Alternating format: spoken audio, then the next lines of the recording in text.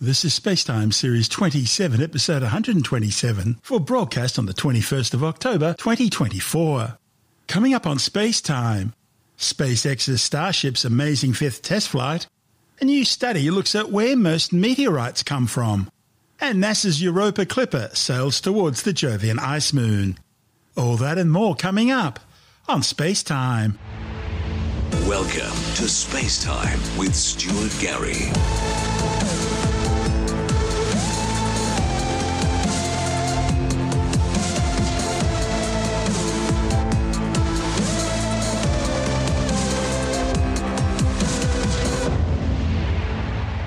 In what many have described as the most spectacular space engineering event of the year, SpaceX has successfully caught its Starship Super Heavy booster following its return to Earth from its climb to space, using a set of mechanical chopsticks on the launch pad tower.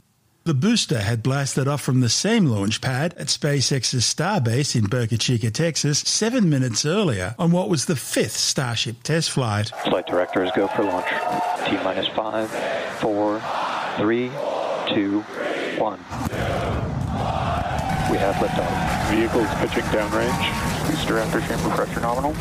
30 seconds into the flight, the rumble's just starting to reach us here at launch control. Booster ship, avionics power, telemetry nominal. 33 Raptor engines.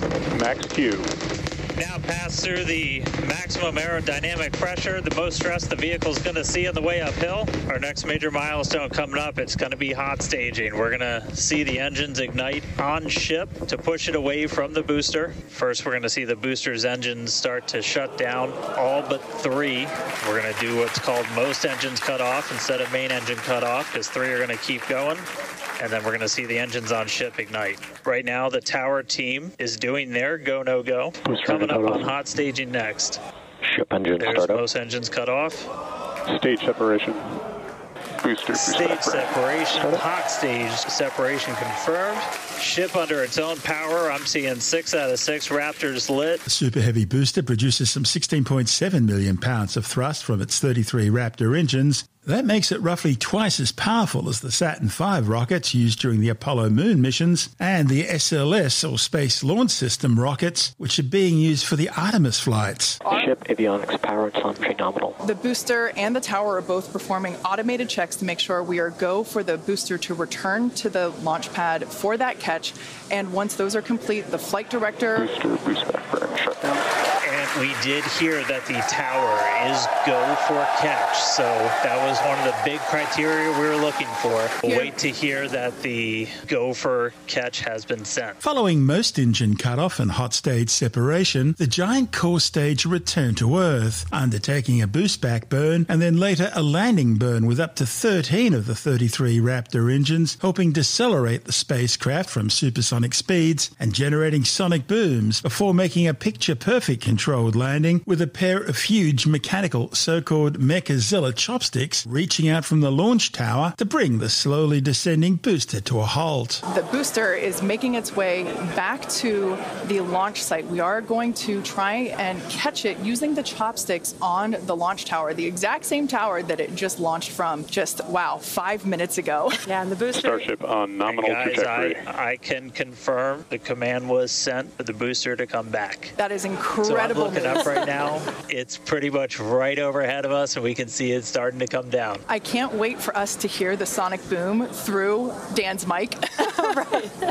That is going to be incredible. It was so cool to hear the liftoff. And so once again, it's successful on-time liftoff of Starship Flight 5. The ship has separated from the booster. It is making its way back to the launch site. We are going to attempt the catch using the chopsticks. We did hear the confirmation that the command was sent to the tower. We are go for catch. And in order to... And guys, we should just be about 30 seconds away from our landing burn. It's going to happen in 3 phases. We're going to land 13 engines, burn off all of that velocity. Oh, we can see it coming down through the plume.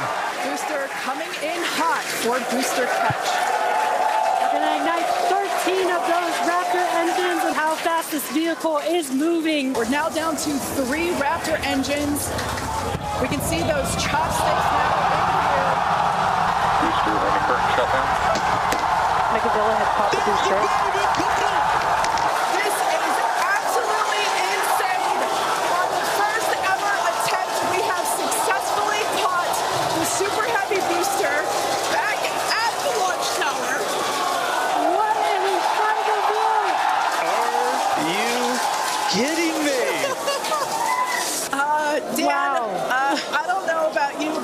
we're losing our stuff up here. Guys, I'm sorry. Like, even at this day and age, what we just saw, that looked like magic. Wow. Damn, Wow. you must have been insane. We are still going wild over here over this. Folks, this is a day for the engineering history books. The Super Heavy booster, as it has just been successfully caught back at the very same launch tower that it just came from. Dan, I love this. You are reflecting exactly what everybody else here in Hawthorne, except maybe a little bit more because you got to see it with your own eyes. How was that? We got it. I mean, I can't even describe that. Oh, by the way, main engine cut off, ship's in orbit, but I am like shaking right now. Let's check in on ship. It's hard to believe that. Starship nominal orbit insertion. All right, exciting news there. It's hard to believe that, booster isn't the only excitement that we have today. Just confirmation there. The ship, and it is now in the orbit that we expected it to. This is just an incredible day. As the booster vents, some pressures there. This amazing feat, an unprecedented event in spaceflight history, was just part of the highly successful fifth test flight for the 121-metre-tall Starship mega rocket, which also saw the upper Starship stage enter a nominal suborbit, travelling halfway around the planet and then re-entering the Earth's atmosphere belly first, just as planned. The belly flop re-entry to Earth's atmosphere was designed to ensure the heat shields were taking all the heat during the descent back to Earth. Starship is in a good attitude for entry, approaching the entry interface. Re-entry will be enabled by that heat shield on the bottom half, made up of 18,000 hexagonal ceramic tiles, and they are designed to insulate the vehicle during atmospheric entry. At that point in time, temperatures can be as high as 26,000 degrees Fahrenheit, or about 1,400 degrees Celsius. The design itself also permits for rapid reuse with no refurbishment between the flights. The heat shield has been completely reworked. Starship has entered the atmosphere, remains on a nominal entry trajectory. We can start to see that plasma now starting to build up on the side. It's not quite full plasma yet, but we are starting to see that color indicate that the heat is building up on the heat shield. Yeah, so the ship will attempt to light the 3 center Raptor engines, and those are the engines that can gimbal or maneuver or point, and they do that to help flip the ship until the engines point down so that it can land using the Raptor's thrust in the ocean. The flaps actuate a little bit here as the vehicle controls its roll during re-entry. That was one of the main learning points from Flight 3 was the roll control didn't work quite as well as we wanted it to. We learned that we needed some redundancies, so we added more roll control thrusters, and we'll see those in action as that was a Flight 3 learning that worked better on Flight 4 and still enabling that same design today. Yeah. Starship has passed through 85 kilometers altitude. Flaps now have control of the vehicle. Great call out. As Kate mentioned, the flaps are controlling the attitude of the vehicle. Starship is designed to land on Mars where there are no runways or other humans to help out. So we also want rapid reusability. So we're doing propulsive landing instead of a more traditional means like parachutes. And so we will use the engines on this vehicle to help slow the vehicle down for a vertical landing. Yeah. Now, entry is going to basically happen in 5 phases. The first is low drag. That lasts for about 3 minutes. Next is high heating, beginning when heating increases above the heat rate breakup limit. That lasts for about 10 minutes. We then have high dynamic pressure. Starship will continue to slow down and experience increased aerodynamic loads during that phase, and that will happen before reaching Mach 1, about a minute after. Starship is approaching the peak heating phase of entry, remains on a nominal trajectory. Okay, so that was phase 2 that he just called out that I was mentioning. After peak heating is that dynamic pressure around Mach 1, and that will last about a minute after leaving the hypersonic area, and then we go into subsonic, and then, of course, landing burn. Starship is now experiencing peak heating, remains on a nominal entry trajectory. We are hoping that all 4 flaps will stay more intact than they did last time. We did make some changes to the design in order to... Starship is now halfway through the peak heating phase of entry remains on a good trajectory. A lot better this time. Landing chill has started. Now, we heard a call out there saying that engine chill has begun. This is an indication that we are starting to flow a little bit of the super cold liquid oxygen through the hardware, through the Raptor engine, specifically the turbo pumps, to help ensure that the hardware is at the right temperature before we give a full push, a full flow of propellant at engine startup. So all of that to say, we are getting closer to the landing burn. We're currently at about 63 kilometers from planet Earth. We're making a controlled re-entry. This is one of the primary objectives for Starship today, is to demonstrate another controlled re-entry, even more controlled than what we saw on Flight 4. And so far, that is looking good. Starship has passed through the peak heating phase of flight, approaching maximum entry dynamic pressure. All right, we're through peak heating. Coming up is basically max Q part 2. We're going to hit kind of that part of the curve where we're still moving really fast and the atmosphere is just dense enough that we're feeling the most pressure. But hopefully we're going to start feeling a little bit less heat now. There are 2 flaps at the forward end and 2 flaps at the aft end. Once again, Starship now at T plus 1 hour and 9 seconds into its flight today, re-entering the Earth's atmosphere, currently about 45 kilometers above the surface of the Earth, now 44. We are targeting a soft splashdown in the Indian Ocean, northwest-ish of Australia, and we are attempting to, as we did on Flight 4, perform a flip maneuver as well as Starship is at maximum entry dynamic pressure, remains on a good trajectory. So this is the greatest amount of aerodynamic loads that the vehicle will experience during its flight. It's coming back through the Earth's atmosphere. The atmosphere is actually helping to slow the vehicle down. Now, the 4 flaps on the ship help steer the vehicle, and one of the main objectives for the ship today is to demonstrate controlled re-entry during this phase of flight, this re-entry phase. Yeah, and we have 6 engines on ship, but we only need 3 of them, the 3 sea-level engines. We will have that flip maneuver happen very close to touching down for splashdown. We'll do that flip maneuver, ignite those engines, slow the vehicle down immediately, and then hopefully have what we call a soft splashdown in the water. Then, with less than a kilometre to go before reaching the planet's surface, the upper stage manoeuvred itself back into a vertical attitude before reigniting its Raptor engines and splashing down on target in the eastern Indian Ocean off the western Australian coast. The next call out that we'll hear is that it is traveling about the speed of sound. That will be the call out that it is transonic, and then we will hear another call out saying that it is subsonic, meaning going slower than the speed of sound. Starship is transonic. There it is. So at this point in time, we say transonic because certain parts of the vehicle, like the flap, that might be experiencing airflow faster than the speed of sound, while other parts of the ship may be experiencing airflow. Starship is in the subsonic belly flop. All right, so now the entire vehicle is traveling slower than the speed of sound, so subsonic. The crowd here at Mission Control Hawthorne also getting excited, just like us. We're awaiting a water landing. We are going to reignite the 3 engines to perform that flip maneuver, and we're basically about a minute and a half, away from the landing flip. We saw that speed drop like a rock, so we're doing a belly flip right now, or a belly flop right now. That's what's kind of, if you saw the high altitude campaign, that's the unique thing about how Starship comes back. So we've bled off pretty much all of the speed we're going to. We're essentially at terminal velocity. Starship is at 5 kilometers altitude, remains on target. 5 to go, coming up soon. Landing burn. Starship is on target, approaching landing burn startup. Landing burn startup. Starship has landed. I think it is safe to say we have a ship in the water.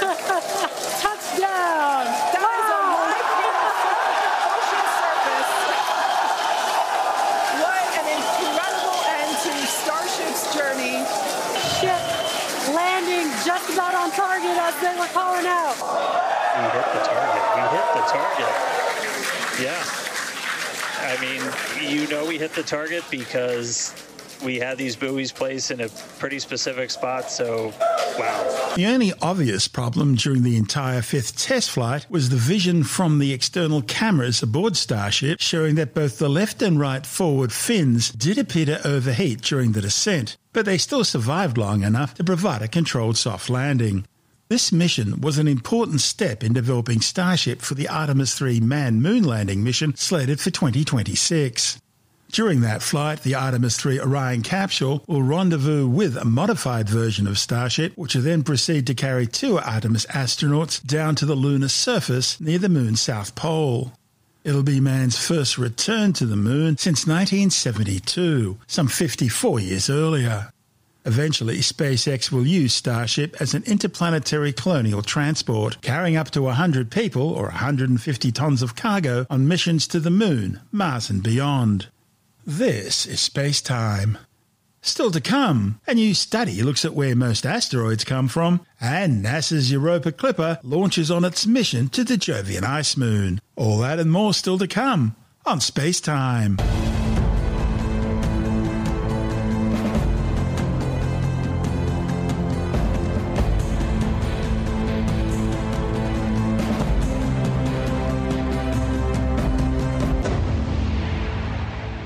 A new study has found that the most common types of meteorites that reach the Earth originate from just 3 major asteroid breakup events.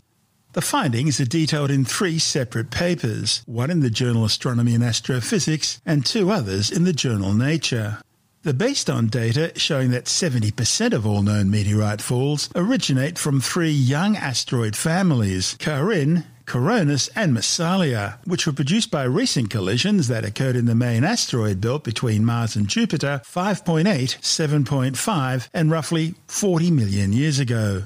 In particular, the Massalia family has now been identified as the source of 37% of all known meteorites. The authors were also able to confirm the sources of other types of meteorites, allowing them to basically tick off the origins of more than 90% of meteors which reach the Earth's surface. While more than 70,000 meteorites are known to have reached the Earth, previously only 6% had been identified by their composition, and they're known as chondrites, coming either from the Moon, Mars or Vesta, the largest asteroid in the main belt other than Ceres. The source of the other 94% of meteorites, the majority of which are ordinary chondrites, that is, meteorites containing silicates representing approximately 80% of all known meteorites, had remained unidentified until now. The new discoveries were made possible thanks to telescopic surveys analysing the compositions of all major asteroid families in the main asteroid belt. This was then combined with computer simulations of the collisional and dynamical evolution of these major families in order to determine their trajectories. Of course, the origins of the remaining 10% of all known meteorites is still unknown. To remedy this, the authors plan to continue their research, this time focusing on categorising all young families that were formed less than 50 million years ago. This is SpaceTime.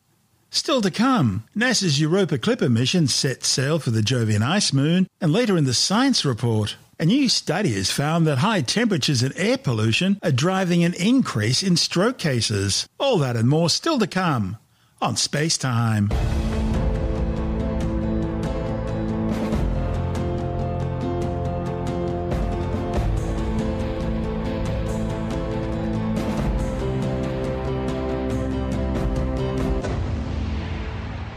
NASA's Europa Clipper mission has embarked on its long voyage to the Jovian ice moon and its global subsurface liquid water ocean, where it will investigate whether life could exist there. The Galilean moon Europa is about the same size as the Earth's moon, but it contains twice as much water as all the Earth's oceans combined. The 5,900-kilogram spacecraft was launched aboard a SpaceX Falcon Heavy rocket from Space Launch Complex 39A at the Kennedy Space Center in Florida. The flight had been delayed several days because of Hurricane Milton.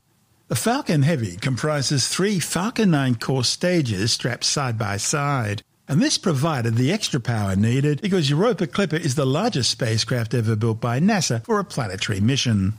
The probe will travel some 2.9 billion kilometres on a trajectory that will leverage the power of 2 gravity assists, the first to Mars in 4 months' time, and then back to the Earth for another gravity assist flyby in 2026.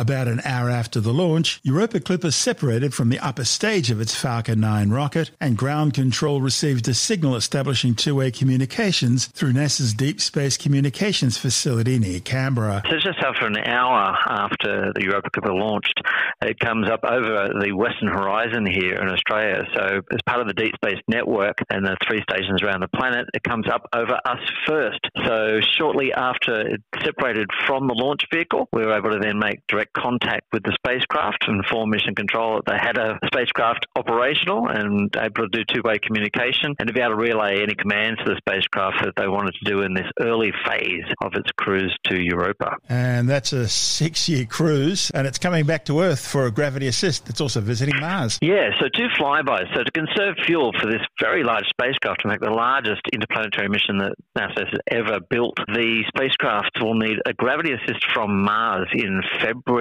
next year, and in about 11 months after that it will get a gravity assist of the Earth, and then that will slingshot it out on its trajectory towards Jupiter, arriving there in April of 2030. It must be a busy time for the Deep Space Communications Complex in Canberra right now. Yeah, well, there's already over 40 missions representing 27 nations around the world, and there seems to be a new mission launching every other day at the moment. So Europa Clipper is sort of the latest of those spacecraft. We have so much more coming up with missions from Japan and from the European Space Agency, all heading out to different locations across the solar system, and even looking forward to, in future years, New Zealand's Rocket Lab company, who's now announced that they're going to send a mission to Venus.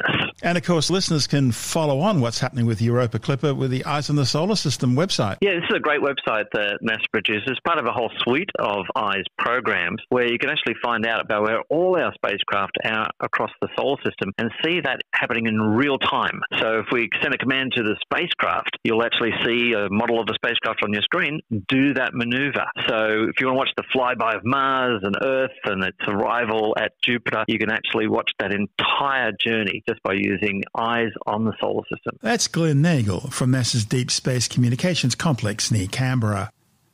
After Europa Clipper arrives at Jupiter in April 2030, the spacecraft will undertake 49 highly elliptical orbits of the Moon, swooping close to the ice moon's surface, before quickly heading back out into deep space in order to avoid as much of Jupiter's toxic radiation zones as possible.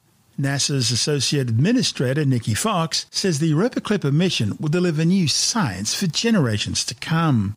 Fox says everything in NASA science is interconnected, and Europa Clipper's scientific discoveries will build upon the legacy of America's other missions exploring Jupiter, including Voyager, Galileo, and Juno, which is continuing its mission in the present day.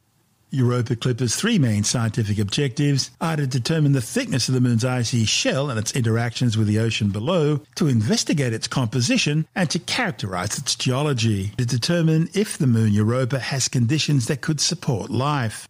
Data gathered by NASA's Galileo mission during the 1990s showed strong evidence that under Europa's ice sheets lies an enormous salty liquid water ocean. And scientists also found evidence that Europa may host organic compounds and energy sources under its surface. Now, if the mission determines that Europa is habitable, it may mean there are more habitable worlds, not just in our solar system, but also beyond. In 2031, the spacecraft will begin conducting its science-dedicated flybys of Europa. Swooping down as close as 25 kilometres above the icy crust, Europa Clipper is equipped with 9 scientific instruments and a gravity experiment. Included are ice-penetrating radars, specialised cameras, spectrographs, and a thermal instrument to look for areas of warmer ice and any recent eruptions of water. There is growing evidence that geysers ejecting water from deep below the ice sheet might be present. As the most sophisticated suite of scientific instruments NASA has ever sent to Jupiter, they'll work in concert to learn more about the Moon's icy shell, its thin atmosphere, and its deep interior. To power those instruments in the faint sunlight that reaches Jupiter, Europa Clipper also carries the largest solar arrays NASA has ever used for an interplanetary mission. Fully extended, the spacecraft and its solar arrays extends more than 30 metres end to end. This is SpaceTime.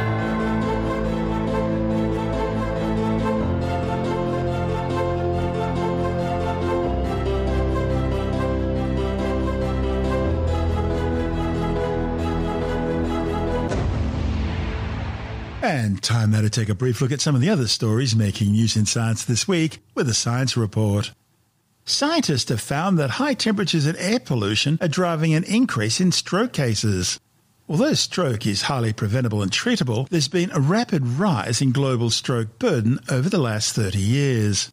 Globally, the number of people having a new stroke rose by 70% since 1990. Stroke survivors have risen by 86% and stroke-related deaths have risen by 44%, making this condition the third leading cause of death worldwide. A report in the Lancet Medical Journal claims the jump's due to a combination of factors, ranging from a growing global population to air pollution and higher temperatures. For example, the authors noted that the impact of high temperatures on poor health and early death due to stroke has risen by 72% since 1990, a trend that's likely to continue to increase in the future. A new study warns that the H5N1 bird flu virus is mainly spreading in the United States through dairy cows, and it's through the process of milking them rather than respiratory spread. Researchers used a bird flu strain currently circulating among US cattle to infect 6 calves by way of the nose and mouth. They also infected 6 lactating cows by way of their udders, 3 with the same US strain and 3 with a strain circulating in Europe. The calves had mild respiratory symptoms and didn't transfer it to others, while the lactating cows with either strain had severe udder infections and high levels of virus in their milk for several days, but no evidence of infection in other organs such as the respiratory tract. The findings, reported in the journal Nature, also suggest that other strains of bird flu also have the potential to replicate in cows' udders. Well, it seems your life satisfaction in adulthood could well be influenced by your relationships as a teenager. A new report in the journal Frontiers in Developmental Psychology surveyed 184 teens attending an American middle school at ages 13 and 14, then again at 17 and 18, looking at the quality of their close friendships, their perceived social acceptance, and their likability as reported by their peers. The researchers then caught up with these participants as adults when they were aged 28 to 30 in order to ask about their physical and mental health, their job satisfaction, their romantic insecurities, if any, and their experience of aggression. They found that self-perception was especially important, with teens who thought their peers liked them reporting far lower levels of social anxiety and aggression, better physical health, professional and romantic satisfaction, and feeling more socially connected as adults. Overall, the authors say that for the promotion of future well-being, general social acceptance was more important for teenagers aged 13 and 14, while 17 and 18-year-olds needed a close circle of good friends. The Western Australian branch of the Cancer Council has been nominated for the 2024 Bent Spoon Award for their promotion of pseudoscience therapies based on Reiki and reflexology. The Bent Spoon Award is the highlight of the Australian Skeptics' annual Skepticon conference. It's presented to the perpetrator of the most preposterous piece of paranormal pseudoscientific piffle. Tim Mendham from Australian Skeptics says neither Reiki nor reflexology have any medical benefit, and detailed scientific research have proven both are useless from a medical point of view. Yeah, it's very sad, actually. The Cancer Council is a very impressive charity. It does a lot of good work, etc. But the trouble is what they're offering in Western Australia, and it seems to be only in Western Australia, the Western Australian branch of the Cancer Council, is offering therapies to cancer patients, not just advice on where to go. They're actually offering these things, and they're using people from outside, obviously, to give various therapies. Now, one of them is a beauty therapy, get your hair done, etc., that sort of stuff, makeup, make you feel good, massage, make you feel good, etc. And then they're also throwing in Reiki and reflexology. Now, Reiki is a form of energy medicine, which is a red flag straight away, and it's supposedly wafting your hands over someone and rebalancing the energy in their body. And it's junk. It is pseudoscience. There's absolutely no mechanism or reason to suggest it works. Reflexology is about massaging parts of your foot, which supposedly link to other organs in your body. And you say, this will affect your heart, this will affect your brain, your kidney, whatever. So neither of those have any scientific basis.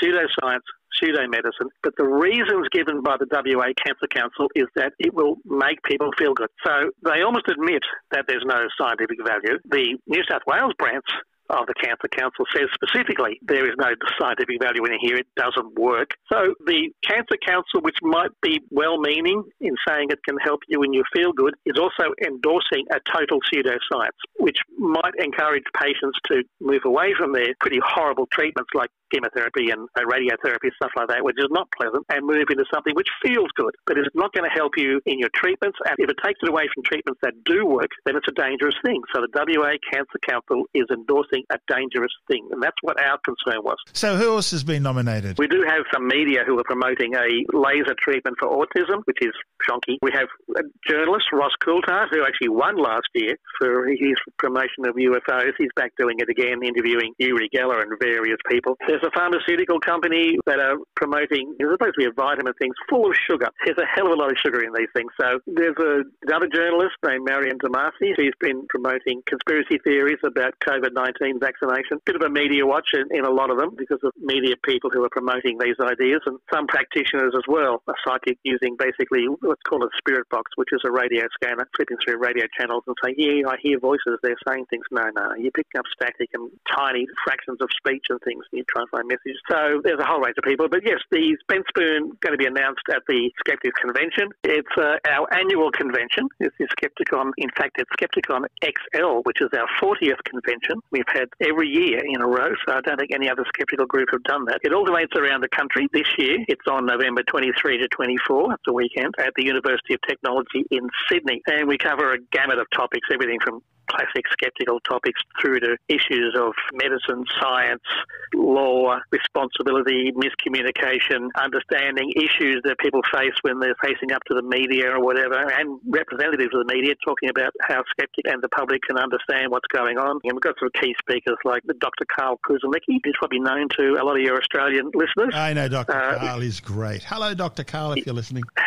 Robin Williams is also on there. Just as good. Always wish I had a radio voice like Robin does. Yes, I know. And he's always nice to be interviewed by. Very comforting and calming. Oh, he's a lovely man. But yes, everything else you can think of from a wide range, from people who are proponents of UFOs and unknown animals to people who are skeptical of those things. And do you think it's an uphill battle when you look at statistics like 25% of people still believe in astrology and almost as many aren't sure but are willing to dabble in it? It always has been difficult, actually, for the last 40-odd years for the skeptics in Australia. It's an uphill battle at times, and at times you sort of make a few, one step forward, two steps back, three steps sideways. The issue for us is that we are there to provide an alternative. We would suggest is the truth, but an alternative explanation for a lot of the things that intrigue or confuse people, and therefore we find that those people who are sort of leaning towards might be interested in hearing what we would suggest is the real story behind the misinformation and disinformation. The purveyors of that sort of stuff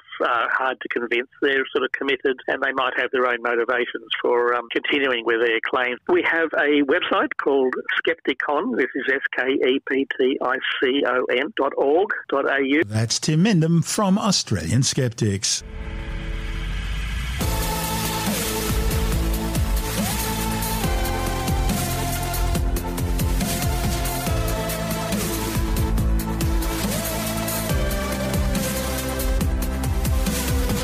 That's the show for now.